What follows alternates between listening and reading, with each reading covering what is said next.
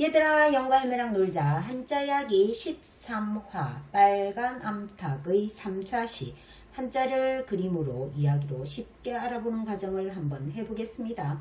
자, 첫 번째 부지런할 근, 근면하다 할 때 부지런할 근이라는 글자예요. 자, 이 그림을 한번 잘 볼게요. 자, 여기가 지금 진흙밭이라고 볼 수 있어요. 진흙밭에 어떤 사람이 이렇게 서 있는 모습이고, 여기는 쟁기, 그러니까 농기구의 일종인 쟁기를 들고 있는 어떤 이런 모습이죠. 그래서 이 진흙밭에 서 있는 사람의 모양이, 자, 여기 머리, 여기 어깨, 이렇게 팔이 이래 있고 다리 있고, 요거는 진흙밭이 뾰족하게 솟아나온 모습이고, 요것은 쟁기, 농기구의 모양을 이렇게 했다가 이 모양이 이렇게 돼서 이렇게 되었다고 볼 수 있어요. 자, 그러면 요 왼쪽에 있는 이 부분은 진흙근이라는 글자예요. 진흙근과 힘력의 조합자이며, 진흙근은 진흙밭 위에, 아까 얘기한 것처럼 진흙밭 위에 사람이 서 있는 모습을 나타낸 글자로, 그 옆에 쟁기가 힘력으로 변한 글자라고 볼 수 있겠죠. 자, 진흙밭을 일구려면 어떻게 해야 될까요? 쟁기로 힘을 써서 열심히 일한다는 의미로 부지런하다라는 뜻을 가집니다. 자, 진흙밭에서 쟁기 들고 힘써 일하니 부지런하다. 부지런할 근이라는 글자 설명을 해보았습니다. 집가라는 글자이죠. 자, 집이나 가족이라는 뜻을 가진 글자이며, 이 집면에 요게 지금 돼지시예요. 돼지시가 조합된 글자를 나타낸 것입니다. 자, 그림을 한번 볼게요. 여기에 초가집처럼 생겨있는 집이 있는데, 집 안에 뭐가 있어요? 돼지가 있죠. 자, 이렇게 해서 이 돼지의 모양이 이렇게 변해서 집면과 돼지시, 그래서 집가가 되었다고 볼 수 있어요. 근데 고대 중국에는 이 돼지가 사는 집, 돼지우리를 집의 밑에 반지하에 두고 그 위에 사람이 사는 특이한 가옥 구조를 하였는데, 그것이 반영된 글자라고 볼 수 있어요. 집 밑에 반지하로 돼지가 있는 어떤, 자, 쉽게 설명을 해보면은, 집면, 집 안에 돼지시, 돼지처럼 많은 가족이 있는 집가, 이거는 뭐 가족이라는 뜻으로 쓸 때, 가족, 가정 이럴 때 이 집가자가 많이 쓰인다고 볼 수 있겠습니다. 자, 다음 글자는 결의족이라는 글자인데요. 결의의 뜻은 우리 1차시, 2차시에서도 한번 이야기를 한 적이 있는데, 같은 핏줄을 이어받은 사람이라는 뜻으로, 자, 이 글자의 구성이 지금 요 부분과 이 부분으로 나뉘어졌다고 볼 수 있어요. 지금 여기에 요 있는 요 부분과 이거죠. 자, 요게 모방의 사람인이라는 글자인데, 요거는 다른 글자가 쓸 때 요걸 높이 이렇게를 해줬어요. 사람인을. 그래서 요거는 나붓길언, 그러니까 깃발이, 이런 깃발이 나붓낀다라는 뜻의 나붓길언과 화살시의 조합 글자라고 볼 수 있어요. 나붓길언과, 자, 깃발과 화살. 시족 공동체를 이루던 고대에는 서로 간에 굉장히 전쟁이 많았어요. 그래서 이 부족을 상징하는 깃발과, 그리고 전쟁에서 제일 많이 쓰이는 이 화살이 매우 중요하게 취급되어졌다고 볼 수 있겠어요. 그래서 이 글자는 결의의 뜻으로 쓰이게 되었다고 볼 수 있습니다. 전쟁이 나면 한 깃발 아래 화살을 들고 싸우는 결의요 민족이니 결의족. 한 깃발 아래 화살을 들고 싸우는 결의요 민족이니 결의족이라는 글자 설명을 해보았습니다. 이 글자는 좋을호라는 글자예요. 이것은 좋다, 사랑하다, 아름답다라는 다양한 뜻을 가지는 글자인데, 자, 여기 그림을 볼게요. 엄마처럼 보이는 어떤 여자가 있죠. 그리고 여기에 포대기 강보에 쌓여 있는 아이가 있어요. 자, 이거는 엄마가 아이를 지그시 바라보는 것으로 보아서 엄마와 아이의 정은 뗄래야 뗄 수가 없다라는 뜻으로 엄마와 아이의 정이 좋다. 그래서 이렇게 1번처럼 설명을 할 수도 있겠고, 자, 계집녀 옆에 아들자. 이 아들자는 아들이라는 뜻도 있지만은 남자라는 뜻도 있어요. 그래서 여자와 남자가 함께 있으니 좋아하고 사랑하는 것이더라. 그렇게 좋을호를 설명할 수 있겠어요. 자, 첫 번째는 엄마와 아이의 정이 좋다 해서 좋을호. 두 번째는 여자와 남자가 함께 있으니 좋아하고 사랑하는 것이다 해서 좋을호라는 뜻을 설명해 보았습니다. 자, 이거는 시종, 씨앗종자예요. 종자 이런 거 할 때 씨앗종자인데 이걸 잘 보면 요 부분과 이 부분으로 나뉘어져 있어요. 자, 요건 좀 놔두고 요걸 먼저 설명을 해 볼게요. 요거는 무거울 중자라는 글자인데 우리 은혜갚은 생지에서 동물의 왕인 사자 할 때 동물동 움직일 동자 배울 때 이걸 했었어요. 자, 이거는 무거울 중자예요. 요거를 또 자세히 보면 자, 이 부분과 요 밑에 요 마을리로 이렇게 마을리가 서로 결합이 된 글자라고 볼 수 있겠습니다. 자, 일천천 마을리. 1000개나 되는 물건을 마을로 옮기려 하니까 무겁더라. 뭐 1000개나 되는 쌀 가마니라든지 뭐 이런 것들을 마을로 옮기려 하니까 많이 무겁더라. 그래서 무거울 중자라는 글자가 되겠어요. 그리고 자, 우리가 농사를 지을 때 보면은 벽실을 소금물에 넣어 가지고 무실을 소금물에 넣어서 뜨는 것은 걷어내고 무거워서 가라앉는 것만 골라서 씨앗으로 사용한다라는 뜻으로, 자, 이게 지금 벼화죠. 벼화의 무거울 중. 벼 중에 무거운 것을 씨앗으로 쓰니 씨종. 자, 소금물에 담겨져 있던 벽시 중에 벼의 시 중에 무거운 것만 쓰니까 시종자가 되겠습니다. 자, 다음 글자 콩두죠. 이 콩두도 은혜갚은 생지에서 사자의 등을 오르고 내리다 할 때 오를 등자할 때 이걸 썼었어요. 그때는 요 2번의 방식으로만 설명을 했는데 콩두를 두 가지 방법으로 설명을 할 수가 있어요. 자, 첫 번째 이게 보면은 뭐 이렇게 사람 얼굴 비슷하게 생겼죠. 이거는 뭐냐면은 뚜껑이 있는 굽이 달린 제사 지낼 때 쓰는 그릇, 그러니까 제기라고 볼 수가 있겠죠. 자, 뚜껑이 있는 제기 그릇을 상형한 이거는 모양이고, 요거는 콩꼬투리, 콩알이 들어있는 콩꼬투리를 상형한 글자예요. 그래서 이거 두 개 다 요렇게 이렇게 있다가 자, 요 모양이 되어서 요렇게 있다가 요렇게 콩두가 되었다라는 두 가지 방법의 설명이 있어요. 자, 첫 번째 뭐라고요? 자, 제기 그릇의 모양인데 자, 요것은 뚜껑이고 요것은 그릇이고 요거는 그릇의 굽의 모양이라고 볼 수 있고, 자, 이거 콩꼬투리는 콩꼬투리가 뭐죠? 콩알이 들어있는 콩알이 이렇게 안에 들어있는 이 콩깍지를 콩꼬투리라 하죠. 콩꼬투리를 상형한 콩두라는 글자로 자, 이렇게 콩두를 설명을 해볼 수 있어요. 이거는 심다라는 뜻의 심을 식이라는 글자예요.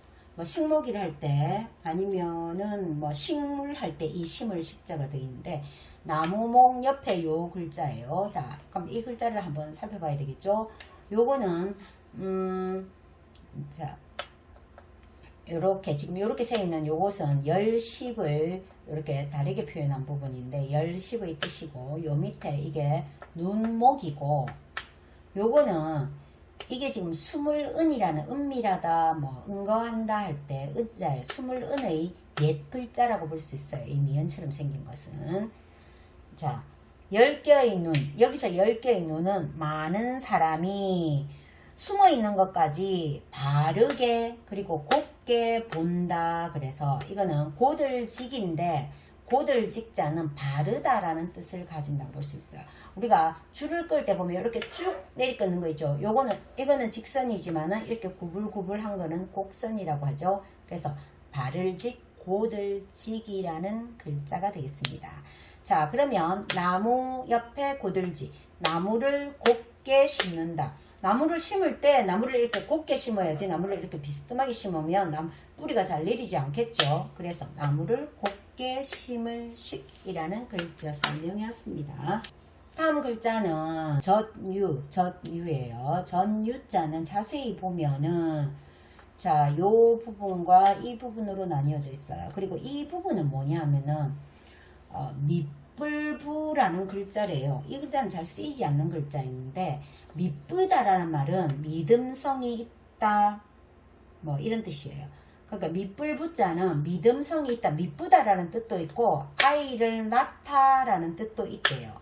그리고 옆에 있는 요것은 새을이라는 글자인데 새을은 혼자 쓸 때는 요렇게 쓰지만 다른 글자와 같이 쓸 때는 요렇게 써요. 자, 새을. 그러면 이 전유는 밑불부자와 새을의 결합자라고 볼 수 있겠죠. 그런데 이 새을은 여기에서는 제비라는 뜻을 가지고 있어요. 자, 고대에는 제비가 오는 날은 우리가 희망의 날이라고 볼 수 있겠죠. 그래서 제비가 오는 날 아이를 낳게 해달라고 믿고 비는 어떤 행위가 있었나 봐요. 그래서 제비가 오는 날 아이를 낳으려고 기도를 했다라는 뜻을 가진다고 했어요. 자, 밑불부가 밑보다도 되지만 아이를 낳다라는 뜻이 된다 그랬죠. 그러면은 새을, 제비가 오는 날 아이를 낳게 해달라고 기도를 했다는 뜻에서 이 글자가 생겨났다가 아이를 낳다라는 이 뜻이 아이를 낳아서 키우다. 자, 키우는 데는 무엇이 필요하죠? 젖이 필요하죠. 그래서 전유로 이렇게 뜻이 바뀌었다라고 볼 수 있대요. 아이 낳다, 키우다, 전유로 바뀌었다라고 볼 수 있답니다. 자, 다음 글자. 이거는 고양이가 세수한다 할 때 씻을 새라는 글자예요. 씻을 새는 자세히 보면은 삼수변은 물이라고 했죠. 자, 물. 그 다음에 요게 먼저선이라는 글자예요. 먼저선자는 소우자와 어진 사람 인변의 조합글자예요. 자, 소우, 어진 사람 인변. 자, 소와 어진 사람이 갈 때는 소가 먼저 앞선다. 자, 좀 심술사 나온 사람은 자기가 먼저 가면서 소를 억지로 이끌어 가겠죠. 그렇지만 어진 사람은 소가 천천히 가는 것을 뒤에서 지켜보듯이 이렇게 가더라. 그래서 소와 어진 사람이 갈 때는 소가 먼저 앞선다. 그래서 먼저선이라는 글자가 설명이 되었어요. 자, 그리고 삼수변 먼저선이죠. 물에 먼저 씻으니 씻을 새. 우리가 세수를 할 때는 옛날에는 얼굴을 먼저 씻는 게 아니고 항상 손을 먼저 씻었대요. 그래서 우리 세수는 보통 얼굴을 씻는다라는 뜻이 있잖아요. 그런데 먼저 무엇을 씻어요? 손을 먼저 씻어요. 그래서 물에 먼저 손을 씻으니 씻을 새라는 설명을 해보았습니다. 자, 다음 글자. 목욕할 목이라는 글자예요. 자, 물, 삼수변 있고 나무 목이죠. 자, 이것은 자, 이 물이 나무를 이렇게 적시듯이, 그러니까 우리 빗물이 막 나무를 적시겠죠. 자, 그런 것처럼 물이 나무를 적시듯 물을 끼얹어서 머리를 감는다 하여 머리 감을 목자가 되겠어요. 근데 머리 감을 목자는 이거는 머리를 감는다라는 뜻도 있고 몸을 씻는다라는 목욕하다라는 뜻도 가지고 있어요. 목욕할 욕이라는 글자예요. 삼수변의 골짜기곡, 골곡자죠. 이 골곡자는 흥부와 놀부에서 욕심욕할 때 이 골짜기 곡자를 한번 배운 적이 있어요. 자, 먼저 이렇게 산이 이렇게 있죠. 산 등성이 요 사이에서 이렇게 물이 졸졸졸졸 흐르는 물줄기를 표현한 것이 이 골짜기 곡이에요. 자, 보세요. 자, 이렇게 해서 이렇게 있다가 이렇게 됐는데 이 8팔처럼 생긴 이것은 8팔의 어떤 이게 뜻이 아니고 계곡물이 이렇게 흘러가는 모습을 나타낸 것이고, 입구처럼 생긴 이것은 입구의 뜻이 아니고 물이 이렇게 웅덩이처럼 모였다가 이렇게 물이 모였다가 이렇게 또 이렇게 누가 퍼든지 물이 나가겠죠. 그래서 물이 모이는 곳, 물이 나가는 곳의 뜻을 가지고 있다고 볼 수 있어요. 자, 골짜기곡, 골곡자였죠. 자, 물, 삼수변, 골곡. 물이 있는 골짜기에서 목욕하더라.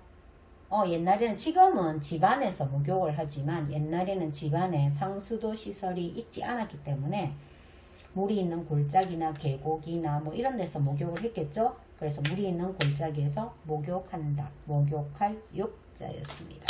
거둘수, 이 거둘수는 그림으로 한번 살펴보면은 여기 밧줄이 있고요. 밧줄이 이렇게 막 이렇게 묶여져 있는 모습이에요. 이렇게 묶여져서, 밧줄이 묶여져서 얽혀 있더라. 그래서 얽힐구라는 부수자이고, 자, 요 부분은 손에 몽둥이를 들고 있는 모습이에요. 손에 몽둥이를 들고 뭔가를 치더라. 그래서 칠복인데, 이 칠복자 같은 경우에는 이렇게도 쓰고 이렇게도 써요. 그런데 이 칠복은 요 글자 같은 경우에는 요 위에 있는 이 글자는 전복이고, 요거는 오른손이요. 손의 뜻을 나타내죠. 그래서 요것을 형성문자로 볼 수도 있겠어요. 윗부분은 복이라는 음을 나타내고, 요거는 손에 몽둥이를 들고 치다라는 뜻을 가지는 칠복의 형성문자가 되겠는데, 자, 이걸 두 가지로 설명을 한번 해볼게요. 얽어매고, 자, 이렇게 얽어매고 쳐서 포박한다. 포박한다는 이렇게 죄인을 잡는다, 뭐 이런 말이겠죠. 자, 죄인을 밧줄로 얽어매고 몽둥이로 쳐서 포박한다라는 첫 번째 뜻이 있는데, 지금에는 이 뜻은 거의 사용되어지지 않고, 자, 요 두 번째 뜻을 우리가 한번 설명을 해보겠습니다. 자, 곡식에 얽혀있는 나다를 쳐서 모아 거두니 수확이더라. 거둘수. 그러니까 볼이나 벼나 이런 그걸 보면은, 곡식을 생각을 해보면은 이런 줄기가 있으면은 나달이 막 이렇게 엉키듯이 많이 붙어 있겠죠. 그래서 곡식에 얽혀 있는 나달을 막대기로 탕탕탕 쳐가지고 모아 거두니 거둘수. 그러니까 지금도 깨 같은 경우에는 마당에 이렇게 자리를 펴놓고 놔두고 몽둥이로 탕탕탕 쳐서 깨를 그런 걸 깨를 턴다라고 하는데, 나머지 곡식들은 탈곡기가 있어서 기계로 다 하게 되겠죠. 자, 거둘수 설명을 해보았습니다. 자, 안녕히 계세요.